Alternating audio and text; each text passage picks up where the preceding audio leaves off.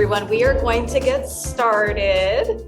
Welcome to our November History Talks. I know our setup looks a little bit different. We are having some technical difficulties with the room, but the show must go on. So we are here and we're happy to be here, and we're happy to have all of you joining us tonight, and for folks online joining us as well. For folks in person here, as long as you're not blocking anyone, feel free to move your seat if you need to, whatever is comfortable. If you'd like to face this way with that screen or fully with that screen, that's okay. As long as we're not blocking anyone's view.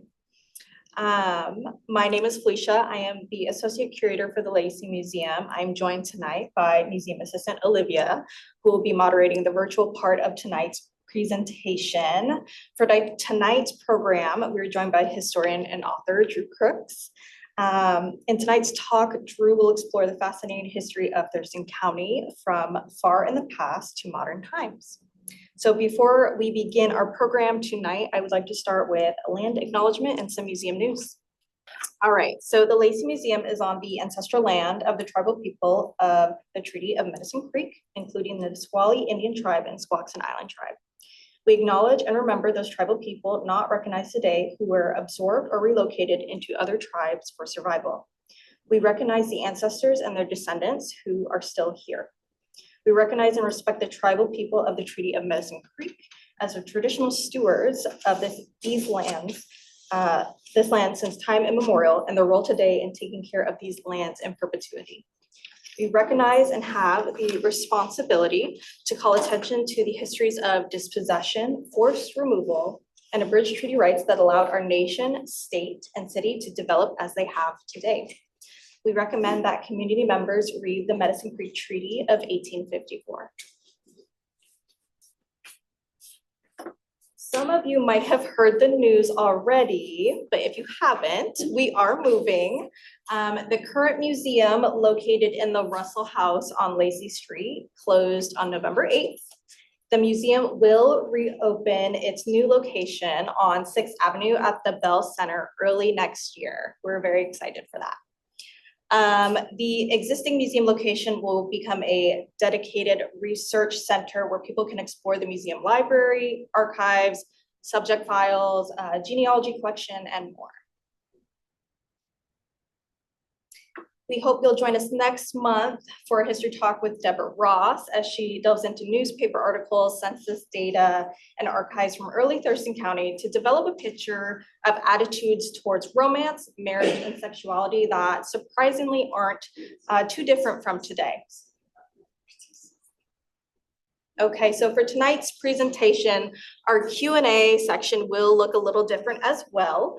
What will happen is if you do have a question, please raise your hand. I will come over with the microphone so that we can hear you up here. And then Olivia will go ahead and repeat that question so that our viewers at home can hear that question. Then Drew will go ahead and answer. And then Olivia will be taking online questions as well. So for folks at home, if you have a question, please enter that with your Q&A button at the bottom. Okay, so now I would like to introduce tonight's speaker, Drew Crooks. Drew Crooks received a bachelor's degree in history and anthropology and a master's degree in museum studies from the University of Washington. For over 35 years, he has worked with various museums in South Puget Sound, written numerous articles and 5 books on the region's heritage, and presented history talks to school classes and community groups. Thank you, Drew, for joining us tonight. Thank you.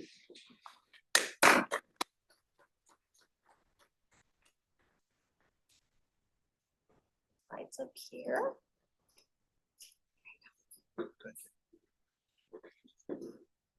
I'm very happy to be here today. Can you hear me in the back okay? Good. Nice sound system.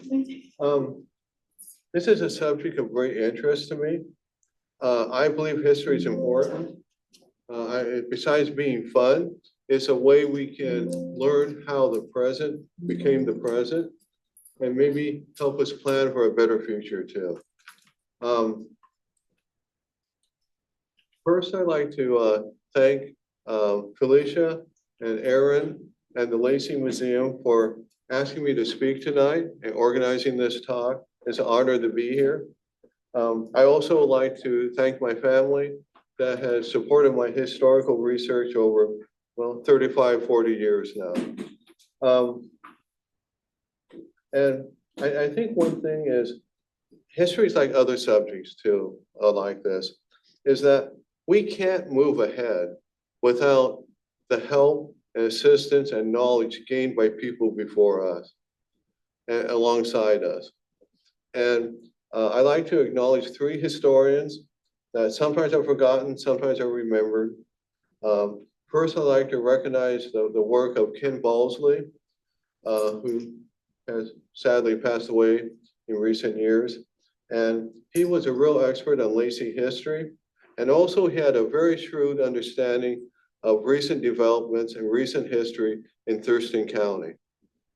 The second person I'd like to acknowledge is Winnie Olson. She's passed away too. And back in the 1970s and 80s, she did, I think, really significant research and interpretation of the African-American pioneer, George Bush. And at least to me, brought his importance to the forefront. And the third person I'd like to mention is Les Eldridge, who's probably more famous as a county commissioner, but was an expert maritime historian. And I was particularly impressed by his enthusiasm for history, for not just maritime history, but all history. And all three were great historians. Thurston County history goes back thousands of years. It covers many subjects. If I was going to cover the whole thing, which I could not, we might be here for a year or two. I can only talk about some subjects. And I have to admit, I'm biased. I'll talk about subjects I'm interested in. But I think other people are interested too. And I'll try to present a balanced thing. But this, of course, is just my viewpoint. And I'll try to add some personal notes to this as we go through it. But I cannot approach every subject. I wish I could, but I just can't. Like a lot of the talks I gave to school children, I like to start with the Ice Age. And if you look at this one slide, it shows the sheet of ice that covered Puget Sound. I used to say 12,000 years ago was when it ended. I've heard scientists say more like 14,000, 15,000 years ago. And this whole area was covered with ice down to central southern Thurston County. And when the Ice Age ended, 12 to 14,000 years ago, people could really move into what is now Thurston County.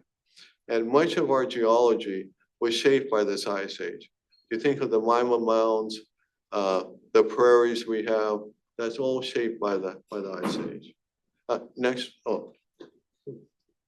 okay, good. Well, any understanding of Thurston County history has to include the Native Americans. And sometimes Native Americans have been lumped into one group, but it's significant that there were many different tribes, nations that lived here. And in Thurston County, their descendants have collected together as the Nisqually tribe, the Chehalis tribe, and the Squaxin tribe. But if you look at this picture, you can see it's a whole spectrum of tribes going up the coast. And when did they come here? No one knows. Thousands and thousands of years ago.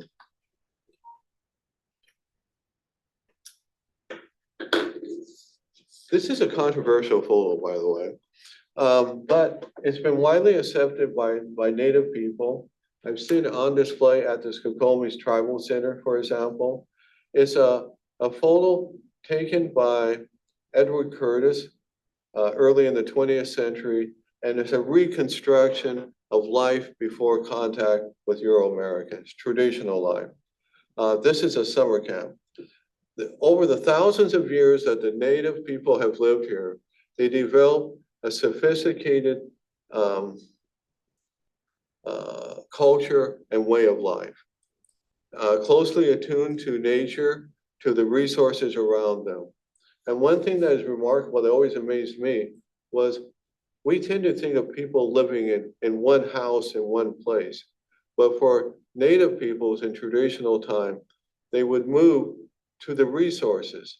So one time a year might be salmon fishing, another time hunting, another time collecting roots and berries, camas bulbs, for example, and they move around. This picture shows us Skokomish or Tawana, which is a tribe in Mason County, a summer encampment, and with a summer home made of tule or cattail that they can easily be taken apart and put together. In wintertime, they would live in a more permanent wooden structure with wooden planks on them.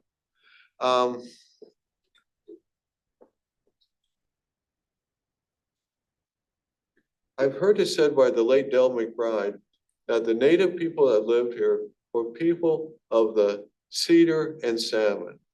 And those were the two great resources that really were important to them.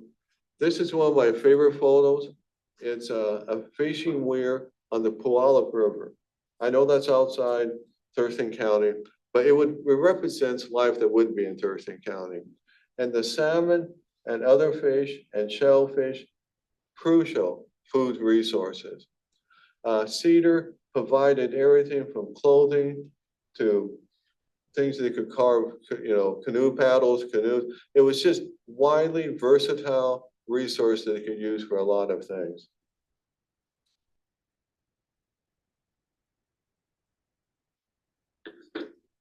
Among the native peoples here in Thurston County, I consider, I'm biased, but I consider that one of the greatest art forms that they developed was basketry. And this is Nancy Jim Parsons, who's buried at the Ruddle Pioneer Cemetery. She is a Lacey person, even though she is Cowlitz that married into the Nisqually tribe and lived most of her life on the Nisqually Reservation. But she is associated with Lacey too. And to the right is a basket that she made. There's two types of basketry. One is twine and one is coiled. It's how you make the basket. This is a coiled basket. And it's called imbricated because you have other like bear grass, horsetail root and stuff woven into the outer side. Very complicated to do. And I've worked with different basket makers, native basket makers, and they tell me that the coiled baskets are by far the hardest. And I think in this area, many people, native and non-native, recognize Nancy, who's standing to the left. They recognize her as one of the greatest artists, the greatest basket makers in this area. And she died about 1918. So she lived around the turn of the century.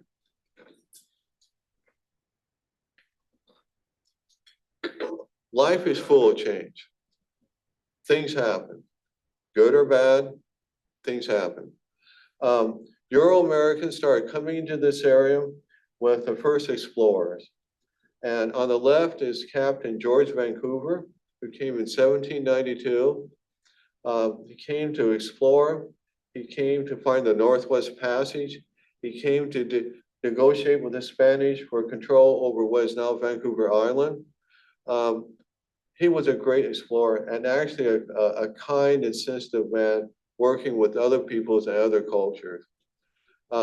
He was the one that came and really discovered what, Puget Sound, our western area, and did the maritime exploration back in 1792. To the right is the other explorer of this area, Charles Wilkes. He was American. He was part of the U.S. exploring expedition that circled the world in the late 1830s. I think he completed in 1842, like 1838 to 1842. He wasn't a nice man. He was widely hated by the people that served under him. Just a very temperamental person, not the guy who wanted to be on an expedition for years. But in any case, he came to this area in 1841 with his base at Fort Nisqually up near the DuPont area, was now Pierce County. And he sent parties of people through Puget Sound by water and by land. And they definitely explored and named different places through this area. And he got along with Native people very well too. One of the interesting things he did was he was fascinated by the Mima Mound. And so he dug into them and didn't, just found rock and stuff. So, but he was an interesting character. And one thing is his exploration really solidified U.S. interest in this area. Now, this is every part of this talk I hope is considered important, but this is, I think, unusually important. This month and next month happens to be the bicentennial of the McMillan expedition. And here in America, not much is done about it. But up in British Columbia, it's a big deal. The McMillan, we're talking about the Hudson's Bay Company.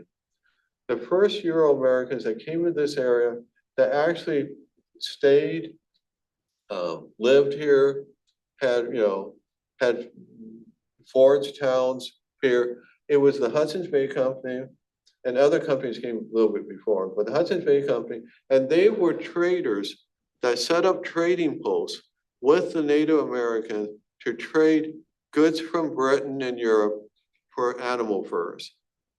And one thing is remarkable about them is they are the most multi-ethnic group you've ever seen. It's just amazing. And they really got along very well with the Native American. And this is acknowledged by Native historians like Cecilia Carpenter and of the Nisqually tribe. And you see their coat of arms up in the upper right. But in 1824, they had just absorbed the Northwest Fur Trading Company. They were coming into the Pacific Northwest, and they wanted to, Governor Simpson, who was the head of the company in North America, is a British company, by the way. They wanted to change around their posts, their out trading posts, and they wanted to set one up on the Fraser River up near what is now Vancouver, BC. So in November and December of 1854, there was a group of men, James McMillan was the commander of it, and there was about, I think, 40 people. And remarkably, I would say half of them were not strictly Euro-American. They were Euro-American culture, but there were Hawaiians, there were people that were, I guess you call them Métis, both Euro-American and Native background. And there were just people who were pure blood. A lot of Iroquois were a member of the group, and a group tribe from Eastern Canada called the Abenaki. And these 40 men, I'll read their trip. I think it's worthwhile. The proposed expedition left Fort George Thursday, November 18th, 1824, under the command of James McMillan. It made its way by canoe and portage the Columbia River to Grace Harbor via Baker's Bay and Willapa Harbor. Thence up the Chehalis River to the Black River, up that stream up to its source, Black Lake, then by portage to Eld Inlet, and finally by Puget Sound to the Fraser River. So obviously they're going by canoe and then carrying the canoes and goods between the waterways. After a brief examination of the river up at Fraser River, the party returned, but when reaching the Chehalis River, divided into two groups, one going by the route whence they had come, the other making overland, which would be the Cowlitz Trail, and down that stream to the Columbia. They were not able to do this without the active cooperation of the Native people. Their journals, they wrote on this, said that the Native groups, and along with Chehalis, I would say Chehalis and Squaxin, were very helpful to them. And they went up there and they found a site that later became Fort Langley. And the one thing that amazes me that is this whole thing was done in heavy rain. Think of the rain we've had this last week. They had it the whole time. And they're carrying heavy loads, carrying their canoes, going this way as fast as they can go. Amazing achievement. And the native people were actually quite happy. They saw this as a source of trade goods coming into the area. Okay, anyway, I think it's remarkable. It's to think it's 200 years ago now. Okay, well, time moves on. In the 1840s and 50s, American immigrants, American settlers, they go by many different names.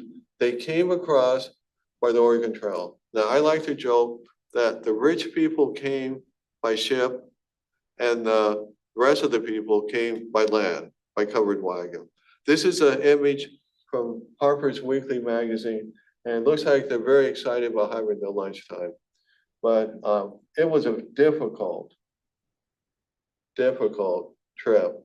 And I think sometimes nowadays they're looked on not with much favor, but for the people that made the trip, they did it to have a better life for themselves and for their families.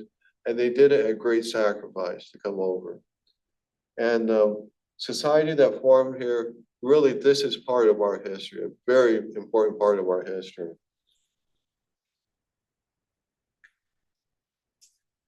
When they came, there was conflict. The Hudson's Bay Company eventually sold its rights to the American settlers, to the American government, and moved their operations up north of what is now Canada. The Native people, the big decisive point was the treaty, the council and the treaty at Medicine Creek. It's in Thurston County at the Nisqually Delta. And that dead tree in the middle, that's the Medicine Creek Treaty. If you go out there to look for it now, it's gone. It fell in the storm 2006, something like that. The wood is now at the Nisqually tribe. Anyway, that was where a group of the US government led by Isaac Stevens met with the different tribes, tribal representatives. The treaty that resulted changed Thurston County history forever. It was a compromise. It was a very difficult negotiation. And basically the US government purchased all the land here in what is now Thurston County, Pierce County, parts of King County, and I think a little bit of Mason County too. I'm not sure on that one, but I think King County for sure, part of that. And they paid amount in trade goods, which wasn't much. I could do a whole talk on that, but I won't do that tonight. Many of the Native Americans were not happy with this because all they had left was these small reservations and promises of federal help. You had a war that followed, the Native people lost, the reservation system was established. Whole nother story, whole nother talk. But that is an important part of Thurston County history. Among the settlers, I like to point out two important ones. In fact, these were the founders of Tumwater, the first American settlement in Thurston County. On the left is Michael T. Simmons, and on the right is George Bush. Now, Simmons is a photograph. George Bush, there are no photos. This is an artist from the 1960s that drew his impression of what he would look like. So don't, I think it's a good picture, but he may look completely different than what he really looked back then. Anyway, what's interesting about George Bush, he's African-American. His father was, let me see if I can get this right. His father was white, his mother was black, and he himself married a white person. So it's kind of a mixture of the two peoples. But he was considered black in his own time. This is a whole nother subject. He did not want to settle in Oregon because they had anti-black laws there. He came up north up here, and he had much more freedom up here. He was a generous settler, well-liked, well-known, and is almost a legend in our history here. Tumwater is associated with Tumwater Falls. And I'll just say one thing that I think is particularly interesting. Tumwater Falls, Tumwater is a name that's really comes from part of the Chinook jargon language, which tum means tum, the beating of a heart, and then water. And to me, it represents the combination of native, the trade language, and the settler culture coming in. It's kind of interesting. I guess if you go down by the falls, if you listen to it, some people can hear it sounds like the beating of a heart. Okay, well, Tumwater developed around the falls, and this is the most famous industry that developed there, the Olympia Brewery Company. And it's a picture drawn by Edward Lang that they put on a postcard. Edward Lang's an artist I like. And then Olympia developed, Tumwater is 1845, Olympia is 1850. It was founded.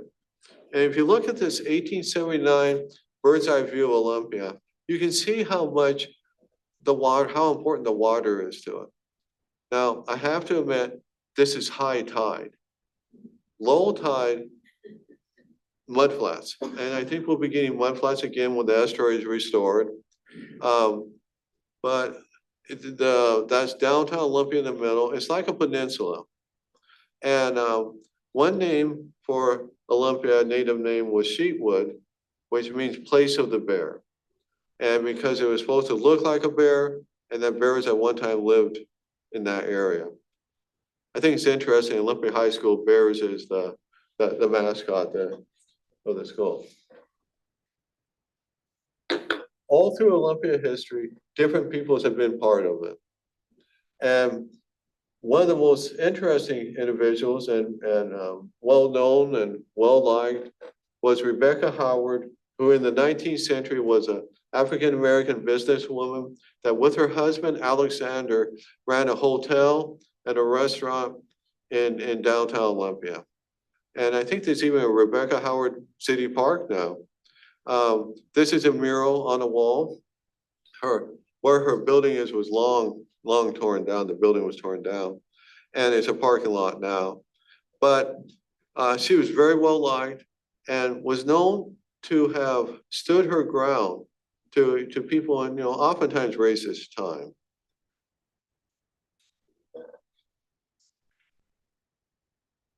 Another important part of Olympia was the Chinatown. This is the Toon Ah and Nettie Chang James family. And the Chinese in Olympia contributed their labor, their laundries, and their gardens. Oftentimes the freshest vegetables and I suppose fruits and food came from Chinese gardeners. And so they played an important role. They had a very small Chinatown in downtown Olympia. One of the saddest things is it was burned down about 1941, 1942.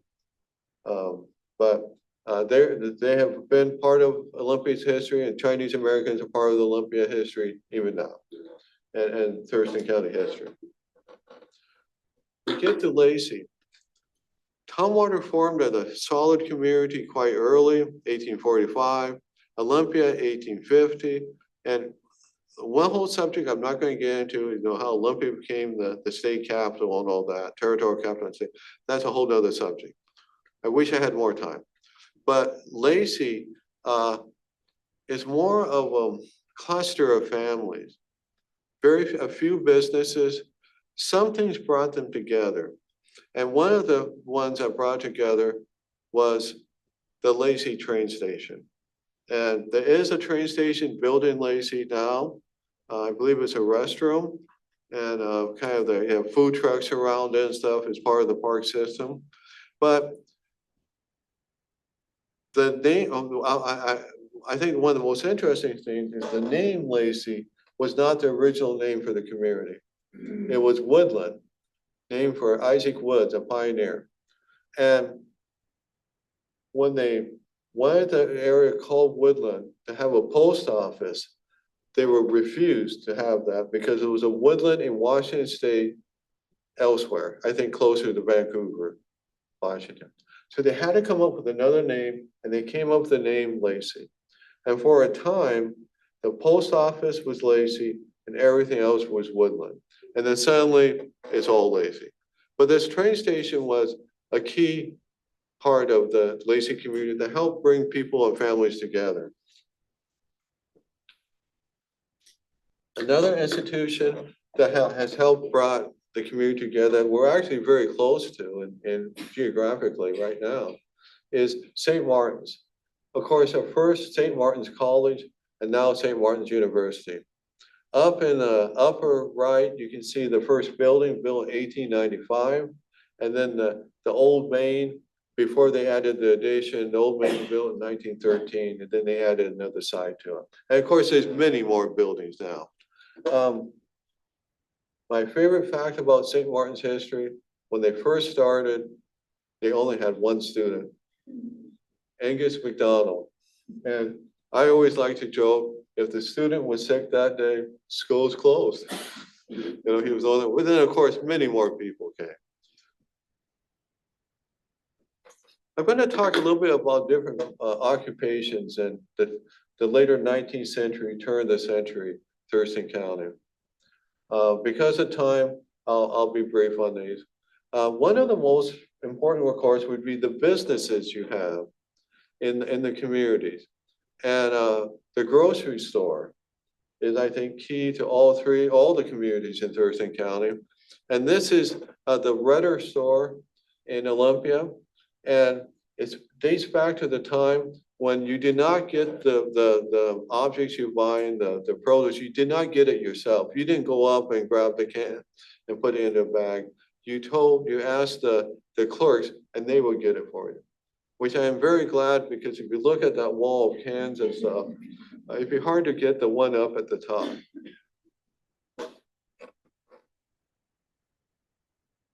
Farming was extremely important, has been important in Thurston County history since the beginning and up to now.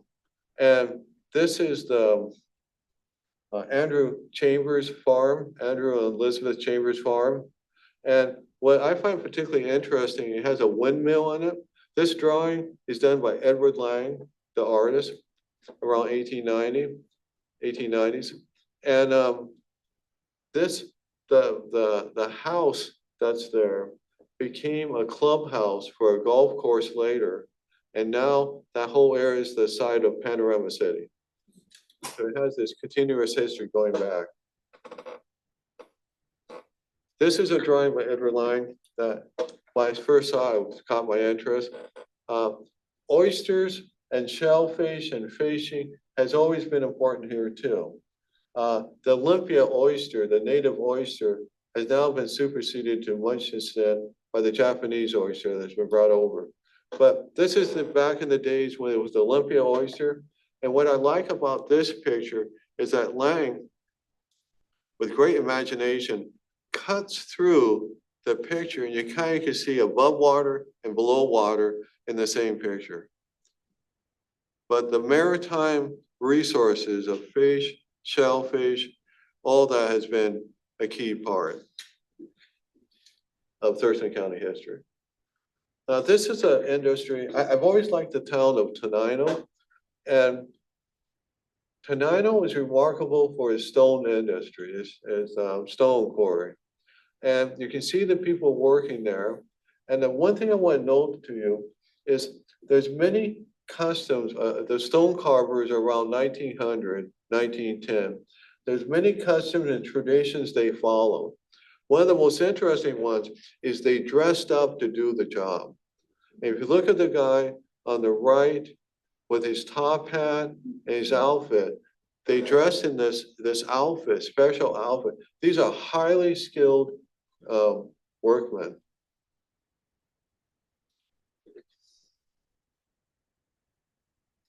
Logging, of course, was crucial. This is along the Skookumchuck in southern Thurston County. You can see a couple of oxen. There's more oxen, and you see the whole picture. logging was crucial to this area, and many logging camps and mills all through this area.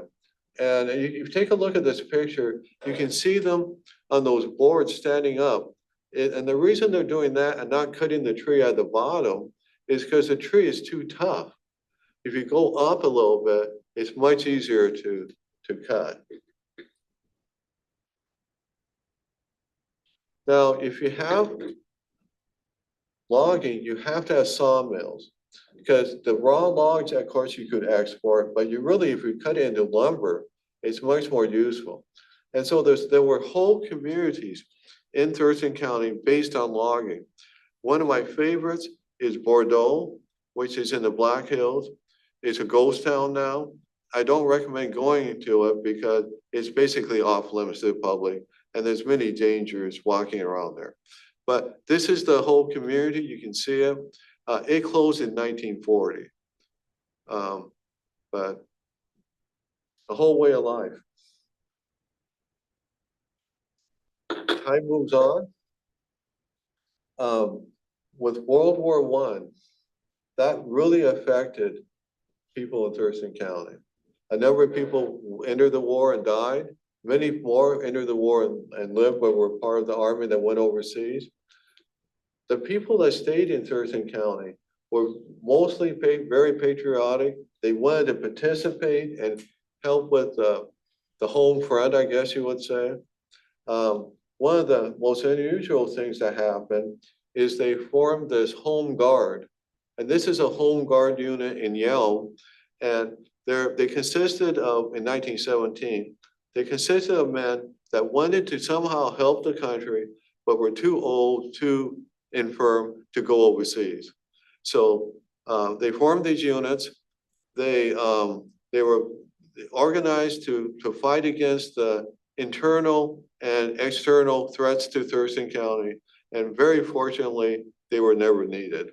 So, because I don't know what would happen if they actually had to fight, but there they are. That's it's a very rare photo to see a group like that. After the war, there was a lot of economic, even during the war, but after the war, a lot of economic dislocation across the country. There was a labor unrest.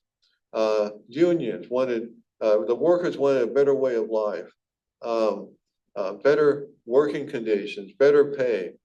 There was many types of unions. One of the ones that we remember now is sometimes the most extremist, and the International Industrial Workers of the World,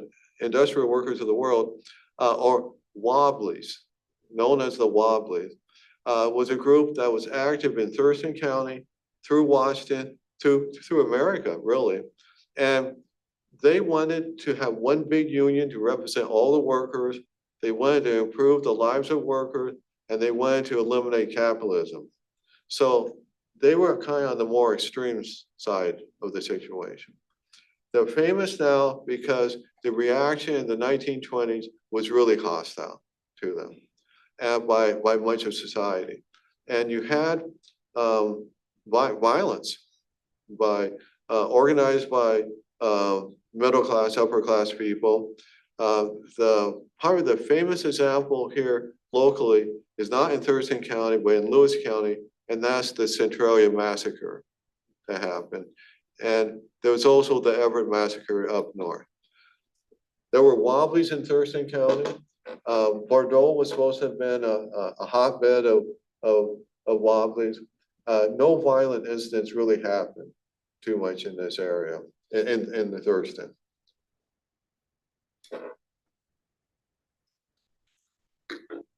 Change, lots of change. And one of the changes that came was the revolution in transportation, and cars were coming in. And this is a proud person near Olympia with his new car. And once that came, you have roads, you have gas stations. It really transformed a lot of society.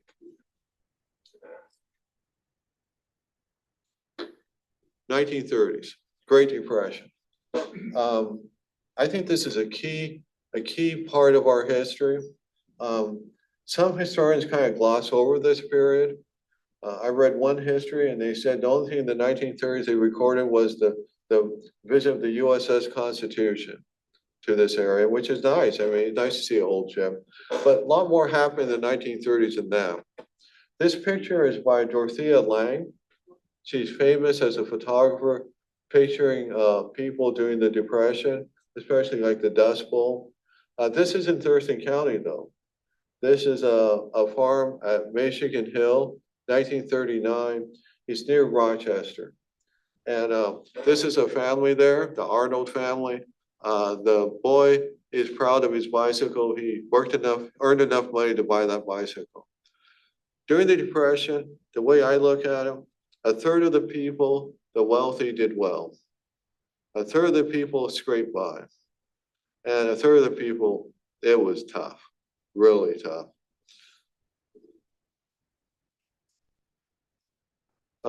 In Olympia, little Hollywood, but there was always a shanty town through much of Olympia history, but it expanded greatly with Little Hollywood. Yes, there was some criminals that lived there. Mostly it was poor, desperate people. It was burned down by the city in 1941 to 42. They were beautifying the city and they celebrated by having a grand bonfire when they destroyed the last home. There was nothing said about what happened to the people there, though. Desperate times, desperate measures. In 1933, there was the March of the Unemployed that came on into Olympia. There was one march in February and then one in March. They were trying to get more state assistance to poor people. It was not successful. What happened? FDR. He came in and he and his fellow Democrat leaders, they recognized that the US government had to get involved in this. A whole alphabet soup of agencies were created. WPA, for example, Works Progress Administration. They created all these projects. WPA, for example, expanded the hangar at Olympia Airport, constructed a school gymnasium in Bacolda, increased the capacity of the Yelm Irrigation Canal, and improved roads across the county. I've read about WPA sewing rooms. They had women come and sew clothing and garments for the poor, and they were paid 30 cents an hour. There was so much demand to work in that, they could only work for 2 weeks at a time, and they did another shift, and then another shift, and another shift on it.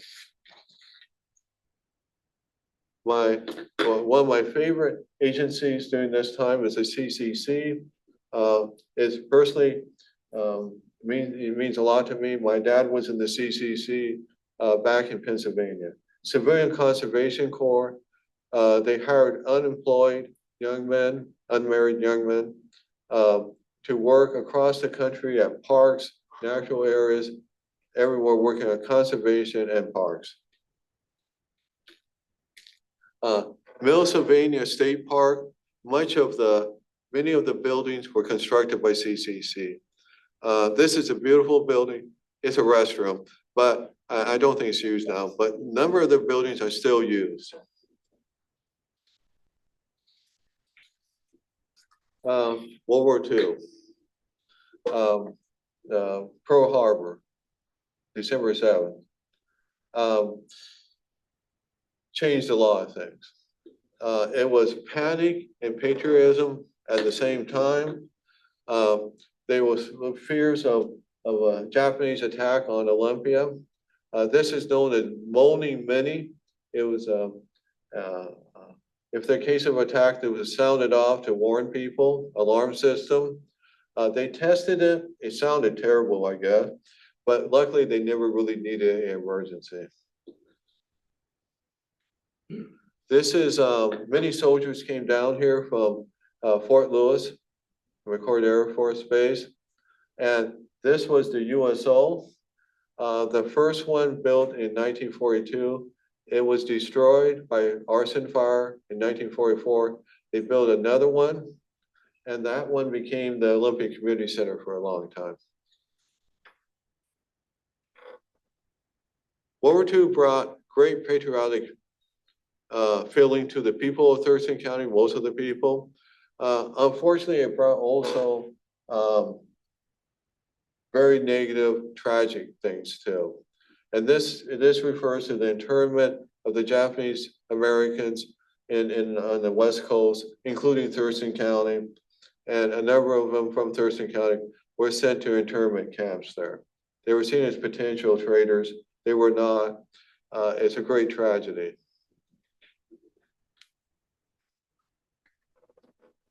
When victory came, people were just out of their minds excited about it. The war was very heavy and terrible cost. Many people served from Thurston County. A number of them died in the war. Moving on, time moves on. Post-war, great changes. Increasing population. And this is the part in the history that Ken Wolsey really knew. One of the best places to see this is in Lacey. More neighborhoods, more businesses, and to me, the real emblem of this is the creation of the South Sound Center in 1966. And that provided enough business, enough people here that a city was formed, organized.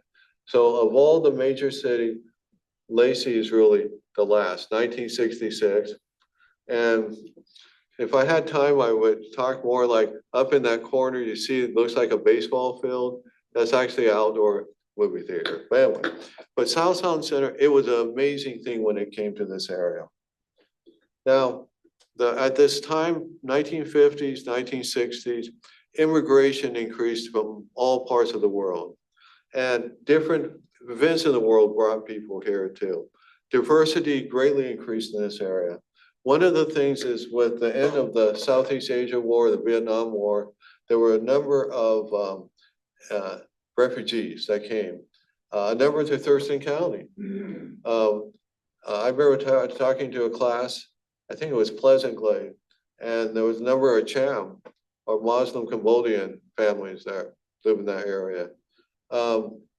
Many immigrants from Asia, from Southeast Asia, came to America. Washington welcomed them, Thurston County welcomed them. African Americans, there were an increasing number of African Americans. This is Virgil Clarkson, who served as mayor of Lacey. He was on the Lacey Council from 1998 to 2017 and was the mayor for a number of times, 2004, 2007, 2012 to 2013, Lacey's first Black mayor. And unfortunately, sadly, he died at 2022 at the age of 90. But I had the honor of interviewing him for the Lacey Museum back in 2006. And I was very impressed by him and his concern for the youth of color and their future.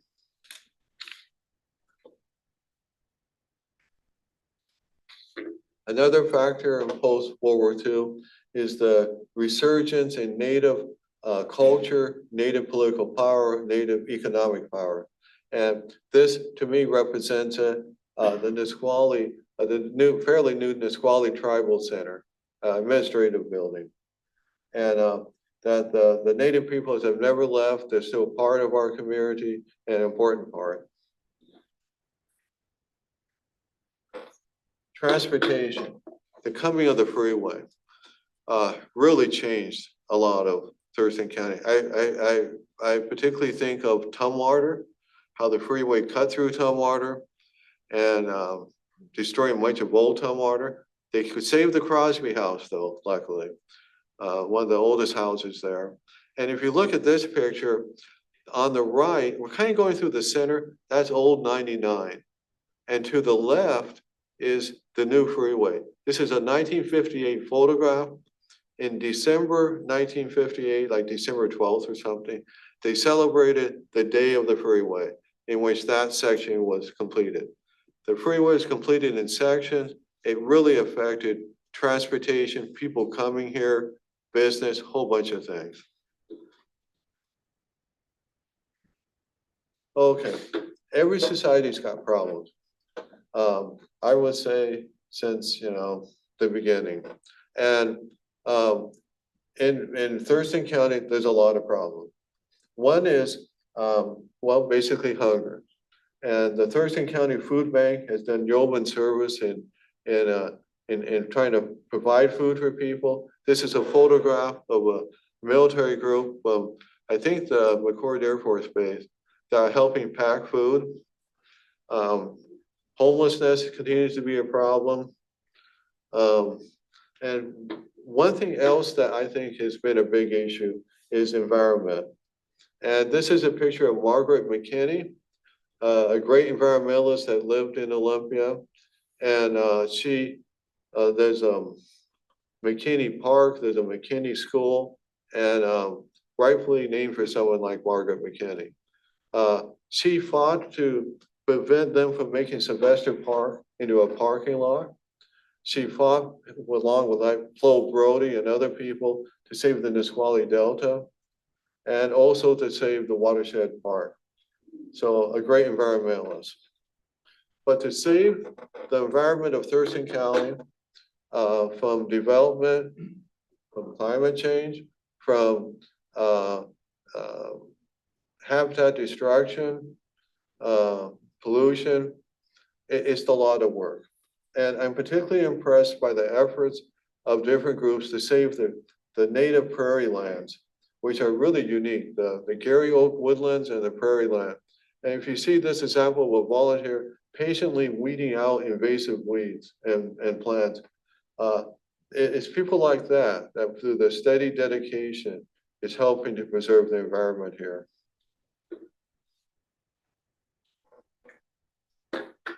Now, the thing about history is that it's a very fragile resource. Our knowledge of the past is fragile. When I hear of a museum burning down in BC, a Chinese Canadian museum that burned, they lost everything. When I hear of a museum over in Kettle Falls, Washington, that the water pipes broke and they lost their collection, it seems very fragile. And our knowledge is very fragile. Much is forgotten. And so I encourage everyone to think about the history of Thurston County, to learn more about it, to go to talks like the one tonight, the history talks of the Lacey Museum and other places, and also to visit the local museum. They really need your support. These are 4 of them in Thurston County, the Tenino Depot Museum, the Smith House in Tumwater. Well, the Lacey Museum is outdated because you guys are moving, but the Lacey Museum and the Bigelow House Museum. Visit them, support them, and maybe even volunteer for them because they need volunteers too. And the other thing to conclude is read. There's a lot you can read about it. And one of my favorite sources is this Thurston County history book that was put out, I believe, 2019, Water, Woods, and Prairies. A whole bunch of historians have written in it, and like Les Eldridge. And each chapter gives you more insight into it. There's hope to reprint this book, but currently it's available at all the public libraries. There's also the Thurston County Historical Journal, which is, I'm biased, but I think it's really great effort to preserve and interpret Thurston County history. And it's edited by Karen Johnson, published by the Olympia Tumwater Foundation, and a whole bunch of historical groups. And it comes out about 3 times a year. You can check with the Smith Mansion if you want to get hard copies yourself.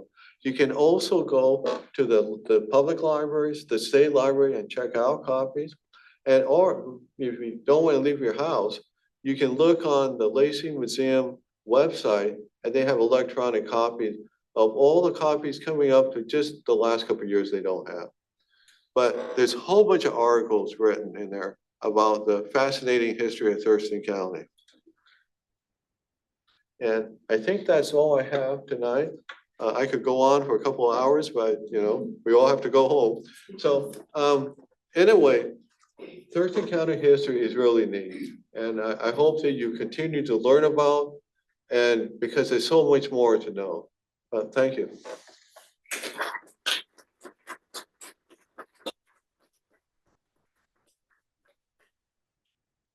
Thank you, Drew. All right, everyone, we are going to move into the Q&A portion of the talk. Again, for those in person, I'll walk around with the mic so that you don't have to yell so that Drew can hear you up here. But Olivia will ask the question again on microphone so folks at home can hear, and then he will answer. And then Olivia will be also monitoring the online questions. Oh, okay. So I think to start though, we do have an online question. Yeah. Somebody online is asking, where was the Chinatown located in Olympia? Excuse me? Where was the Chinatown located in Olympia? Where? When was it? Where was it? Okay. If you think of downtown Olympia, I think it's kind of called the Isthmus, that part of town. There's that fountain that shoots up that kids sometimes like to play in summertime. That area, right in there. There's a historical marker there that talks about it. And it's that kind of that part of town, right around that Isthmus part, closer to, not too far to the west, closer to the east part of that.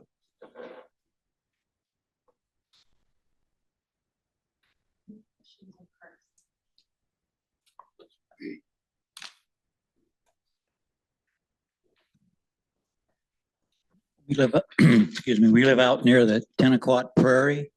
I was wondering where, sir? Right. The question is. Where is is a good source of maps for 1850, 1900 for that southern part of Thurston County? Somebody is asking, where's a good source of maps for 1850s for which Are there part? any maps of the 1850s? For Thurston County.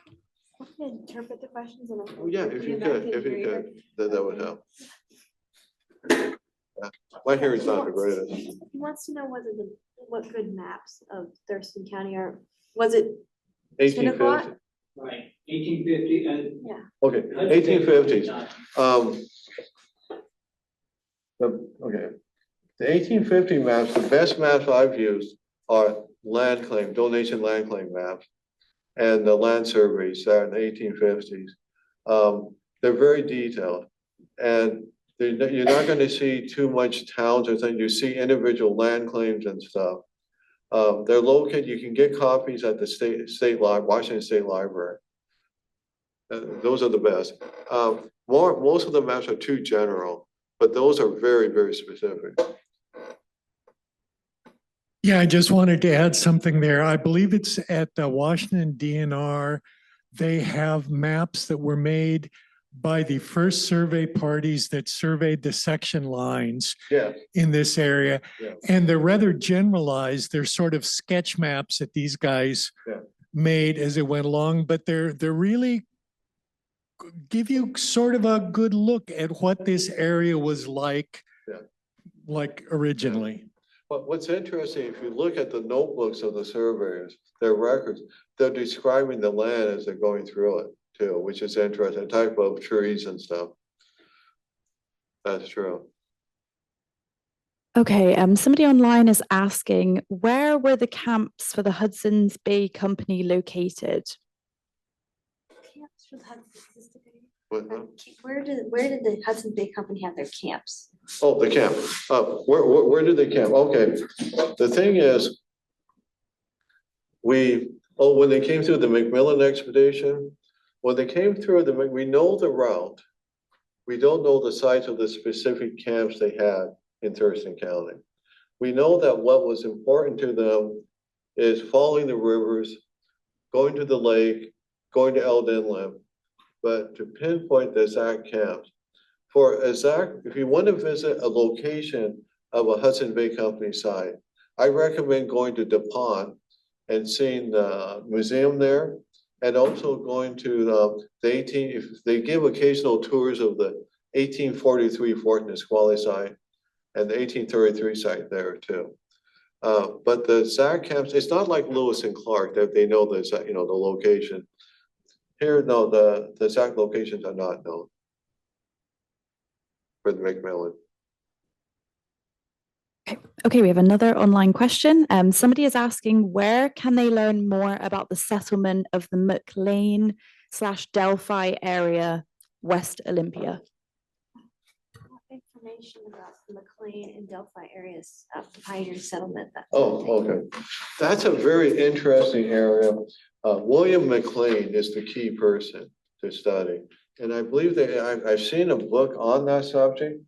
But the Delphi McLean area has a specific history. I would recommend you can either Google online on the computer, William McLean, find out more, the McLean Cemetery there, the Pioneer Cemetery. People have written up on the people that have been buried there. There's a lot of history there too. And another historic part there is the McLean Grange too, is very historic. Unfortunately, no one has written like a complete history of that area. Yes. I did see a home published or locally published in the Olympia reference section that focused on McLean and Delphi. Yeah. So there is, if one goes to the Olympia Library and goes to the reference shelf on local stuff, there is kind of a booklet or that somebody made about the area. Oh, that's good. Yeah. One thing is, if I was going to learn more about a history of an area, the first thing I would do is you have a reference area down at the Olympia Public Library, Timberland Library, and then also I would go to the Washington State Library. Enormous amount of information there.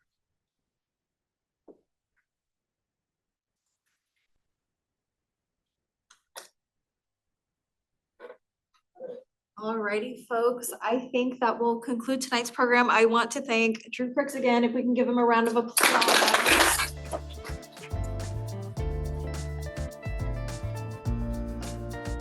Thank you all for joining us tonight, and thanks for those watching from home. We will see you next month.